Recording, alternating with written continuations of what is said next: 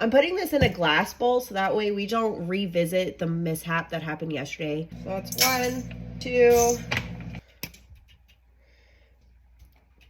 2.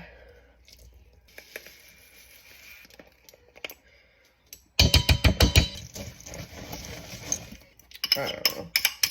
Looks they're frozen.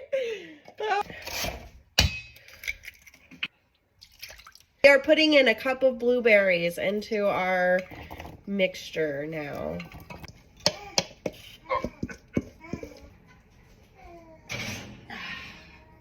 The timer's going off. I'm so excited. Definitely not done. Here's the oatmeal bars. They came out really good. I absolutely love them. And Vivian loves them.